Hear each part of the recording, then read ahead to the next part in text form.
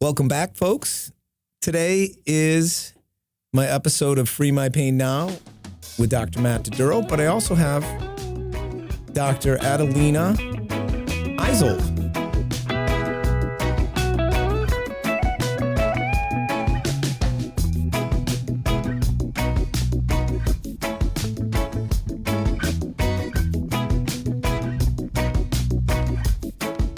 Yes, it's nice to be here. I follow you on Facebook. I'm all about these podcasts. I think it's wonderful. Oh, thank you so much. And I've known you for a while. You were a student. You're a naturopathic doctor. Yes. Congratulations Thank you. Yes. I graduated from Southwest College of Naturopathic Medicine. That's where you came in and you spoke and you interacted with a lot of my peers. It was pretty cool. And it was nice to reach that segment. And thank you for allowing me to bring near-infrared lights to your campus and some of your fellow students. That was really lovely. So, we talked about the neuropathy treatment and how our protocol works. So, a naturopathic doctor, not many people know. I mean, it's becoming more and more common. You graduated from the best school, I heard, in the country. Well, one of the best schools, yes. And so tell us a little bit about what is a naturopath? You are a doctor.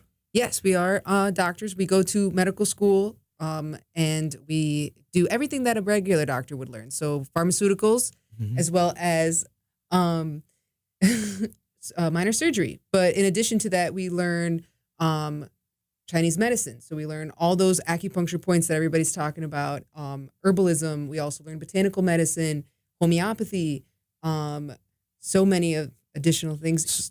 Chinese medicine, and you had to, I remember you were studying at the time, you had to know like 1,400 different herbs and supplements. Yes. And points. And we also learn about chiropractic care. So we do a lot of adjustments and learn about muscle testing and all of that. Manipulations. So you really are the doctors of the future.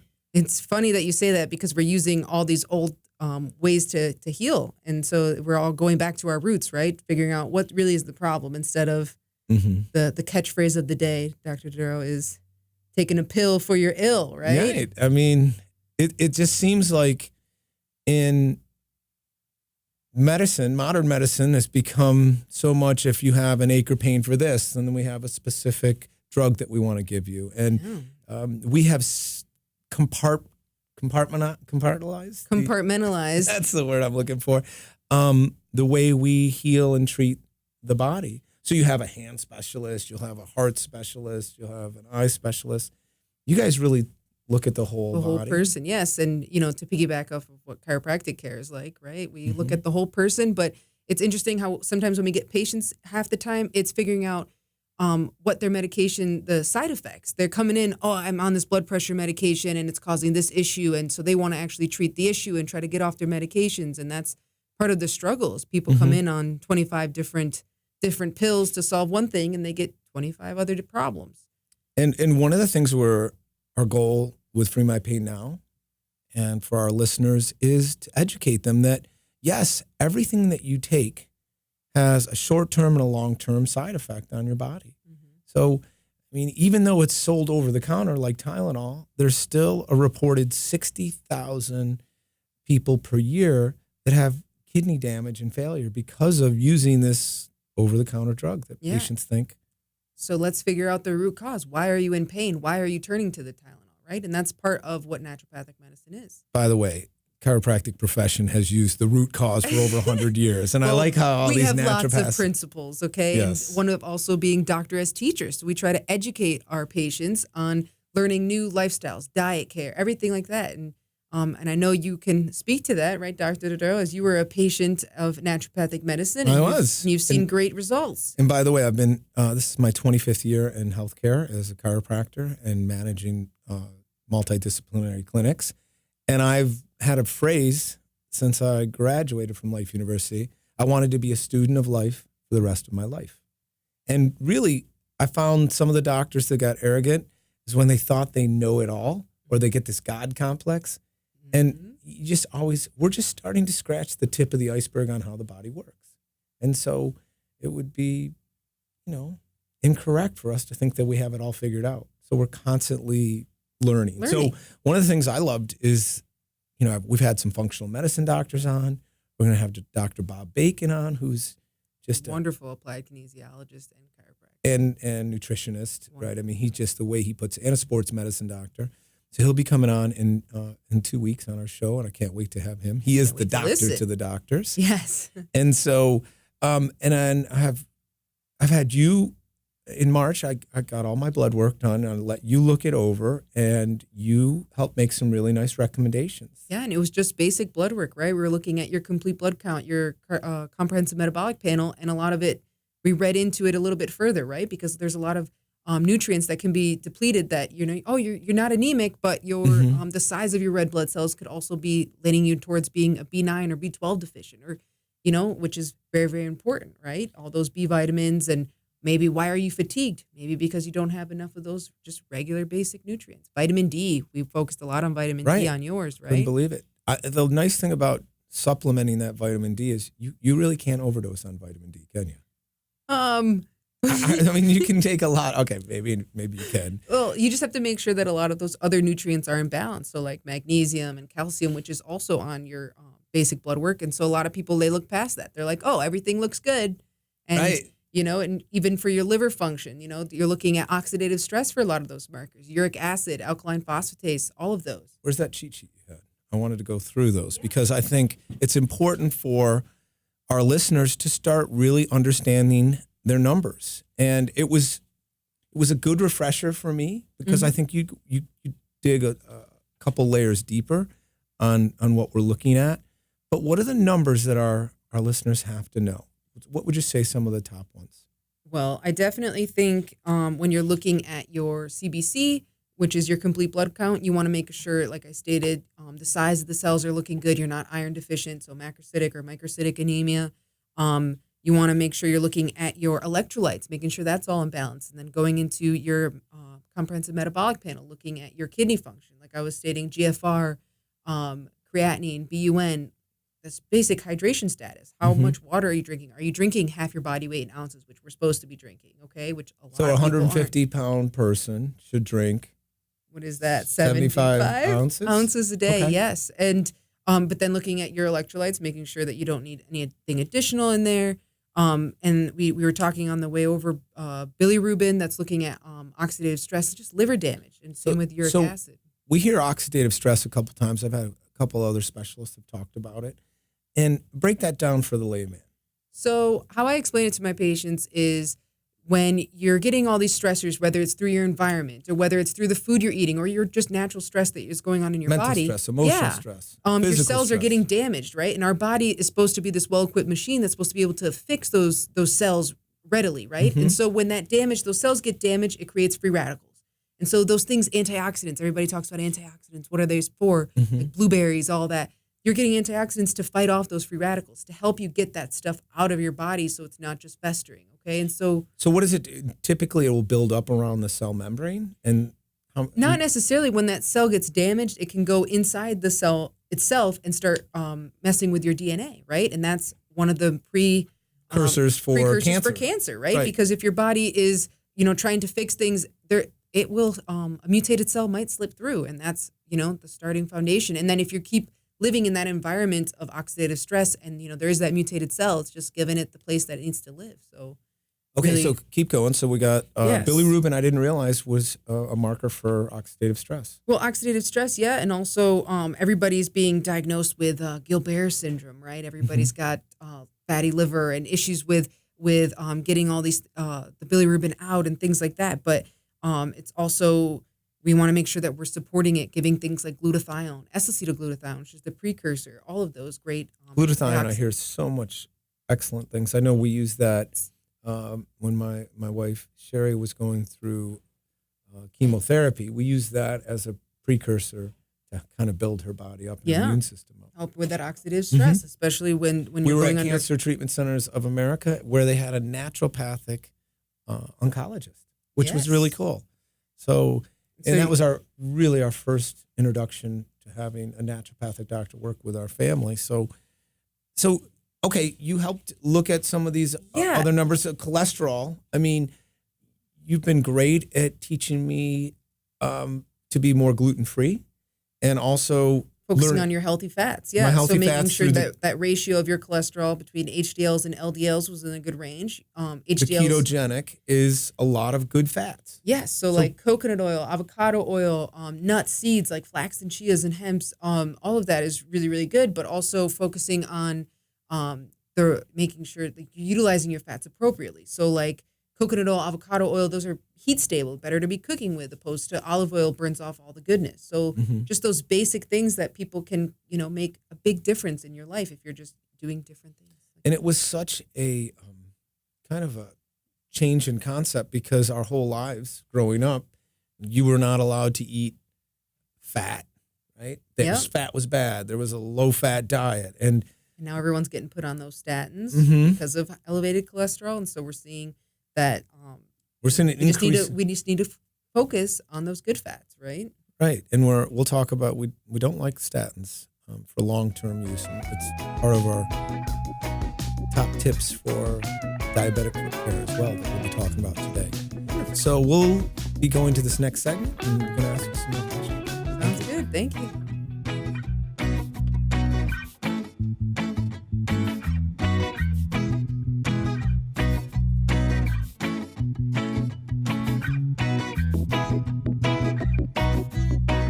Welcome back, folks, to Free My Pain Now with Dr. Matt DiDuro. And our guest today is Dr.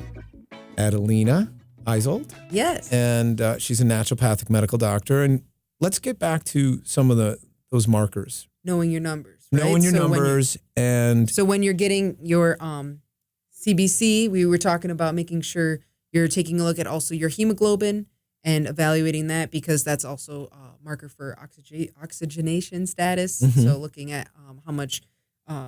your hematocrit is important. Yes, for sure. But then you wanted to touch on blood sugar. Well, so your blood glucose... First off, I want to talk about creatinine. Okay. And what happens, because we did a little segment on statin drugs.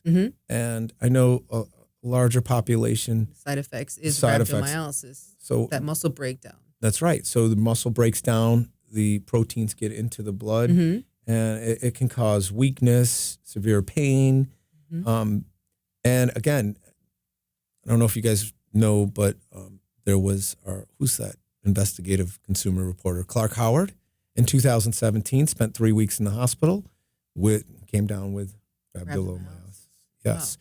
So he nearly died. So a week he was in intensive care. If only they would have looked at his creatinine a little bit further. Sure. Well, he was on a preventative statin, which I'm against. And I'll be the first to tell Clark, I hope they got you off of that. And the reason why I got into working with diabetics so much is my mom. Nice shout out to Mickey DiDuro. She, after just being on Lipitor for 3 weeks, she was on a 5 milligram dose, which is half of what most people. She lost strength in her legs and the ability to really move and walk. And we found out that she was actually allergic to statin drugs. So she was no longer able to take it. And that's an issue because it took months of rehab and recovery to get her back walking and moving. And that was in 2001. So those are big markers. She was also a type 2 diabetic. Yep. And 72% of our patients that come in ATL Pain Institute, they have type 2 diabetes. And what we're finding is depending on those blood glucose levels and how long they've had type 2 diabetes, we see serious damage to the tissue, the organs, on a cellular basis. So what's that number that you want to see for? Well, and the biggest thing is when you're going to your conventional doctor, they say, oh, your blood glucose looks good. They're not explaining, how essential it is to come in and be fasting so that we can take a good marker of your fasting blood glucose. But also, it's the hemoglobin A1C is your blood glucose over 3 months. And so that's our way to kind of a sneaky way for doctors to see how much sugar are you getting into your diet in these last 3 months. And what's that A1C? What's the numbers we want to see? You typically want to see less than 5.2. There is research that actually shows 5.2 and above, your brain starts shrinking. Okay, so we really, really stress that to our patients. And a lot of that is just diet and focusing.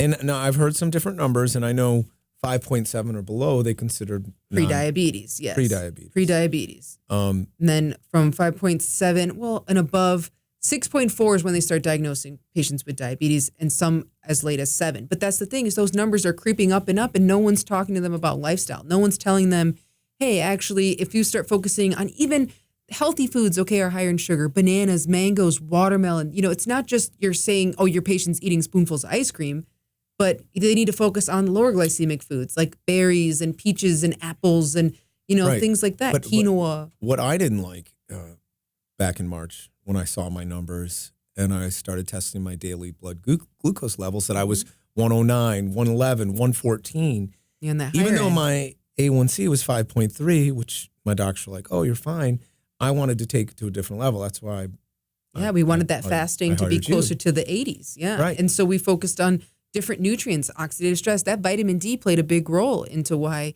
you weren't metabolizing or utilizing your sugar appropriately. The fasting, intermittent fasting, we talked about that, Right. changing that window up a little bit for you. And I did. I switched from a 12-hour Yeah. fast, I think which you were most doing people 60. do, right? We talk about their last meals at 8 p.m. Mhm. And then if they eat breakfast at 8 a.m., that's when they're breaking their fast. And that's been for tens of thousands of years. People have fasted. It's in the Bible, and there's other different spots with it. But Dr. Bernstein's book, The Diabetic Solution, he shoots for that magic number, blood glucose level of 83. Low 80s, that's what we like to see as Yeah, well. so 83.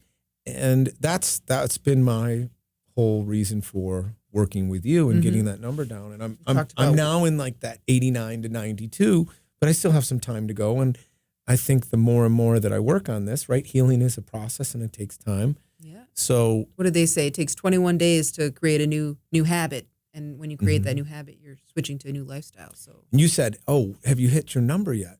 And at one point I wanted to be, what's my high school weight was 168. So that had been my goal. And I'm about 10 pounds away from that right now. But it's really lifestyle change. Like as much as I love pizza and pasta and breads and carbohydrates. Dr. DiDuro, you're Italian. You love that. It was in our family. But the thing that I notice is I see that they're actually treating certain food addictions now with the, what's that drug, the Narcan that they use to treat opioid overdoses. Wow. They're now using that to treat carbohydrate addictions. That's funny. You know that we have special receptors in our brain to dairy? So like cheese and everything like that, we actually have receptors in our brain that are like, oh, we like that. Just like the opioid receptors. So it's just like same a drug. part of the brain that fires up when patient takes that drug or issue. And, I've heard the phrase that it depending on when people become addicted to opioids, some people it's the first time they take it, it changes the morphology of the way their brain's risk and reward centers are. Other people, it could be 3 days, 5 days. When you're dealing with pain, and that's really our next segment here, is I always ask my patients, how long do you have to be on this medication now after your knee surgery or after this procedure, even if it's oral surgery? And I want them to know. I was like, I thought I was going to be on it for the next 30 days. No way, right? So there is a limit. You've got to be on top of that, right? Because 2-3 days into it, it could. Your body's like, ooh, I like this. So talking about pain, you've had some trauma. I mean, not only am I one of your patients, but you've actually been able to treat in my clinic as well. Of course, yes. When I was 12 years old, I fell off a bike, very simple, and I broke my tibia in half. I tore my MCL, my meniscus, and I shattered my patella. Shattered? Yes. And so it's been something I've been struggling with, especially being a college athlete and everything, always having to have that wear and tear on my knee. And just the other day, my knee was acting up. And I was like, you twisted it? You did something funny? Yes. You had some swelling in there? Yeah. And my knee swelled up like a cantaloupe. And I was like, who was the first person I'm going to call? I went straight to you, and you we did the shockwave treatment. One session of shockwave, and I improved. I'm not even saying this, 75%. I was like, my knee swelling went down. My pain went down. But one of the biggest things I felt was also we didn't just treat the knee, we treated the muscle attachments that went along with insertions and origins. That's correct. And that really just was a game changer. I couldn't even believe it. But when you were a student, I worked on you as well. And yes. So you've had 2 or 3 of these low-intensity lithotripsies or extracorporeal shockwave treatments. And again, I say this almost every show, there is nothing better that I see out there that helps decrease inflammation, improve blood supply, and actually helps activate those resident stem cells to call for other helper cells, right? Agreed. So we notice that the increase in blood supply is because of VEGF, right? Yep. Vascular endothelial growth factor, type A, that is essential for that blood flow. And I've sent you some studies over the last few months. Yeah, and and I've been reading those studies, and it's just pushing it even further in my mind of how underutilized I think this technology is. I think everyone's hearing about stem cells, everyone's hearing about Prolo and all these things, but this is a non-invasive way to do the same mechanism. And the benefits there, I mean, just from somebody that's gone through so many trainings to doing injection therapy and having injections in my knee, this was like triple the benefit in one session. And I've had 3 to 6 Prolos in my knee. And one of the things that we look at is, you start from least invasive and you move on to more invasive, less costly to more expensive type of procedures. And I have been against patients just going out and spending $5,000 on stem cells, where it's still the Wild West. We don't really know where some of these groups are getting their stem cells. Is it amniotic? Is it cord blood? Is it, so what's the best way? And I know the new thing is exosomes. And I see a lot of these regenerative medicine clinics that are excited about TRT's technology because it helps circulate those exosomes and gets things going. So important that we have these. The other thing is, from a scar healing standpoint, I sent you that study that was published recently, and it just showed people who are getting the bypass, right? They're harvesting their saphenous vein and they're using it for bypass surgery. Well, we just looked at a control group who was not getting shockwave therapy and what they look like 2 weeks later, and also the people that had shockwave treatment after the harvest and for what the difference was in 2 weeks and how great it was. So important factors to look at. I also sent you some studies about how shockwave therapy is actually more beneficial than hyperbaric oxygen. Yeah, and that was fascinating to me just because you would think hyperbaric oxygen, put them in 100% pure oxygen and, the body will know what to do. In this place, utilizing the shockwave showed it was better. Here's one. Well, you needed less visits and you got better results. Because with hyperbaric, you have to do it sometimes 30 days in a row. It's an hour session. It's a lot of man hours put in for that patient who's not feeling good, has an ulcer. And so that's important.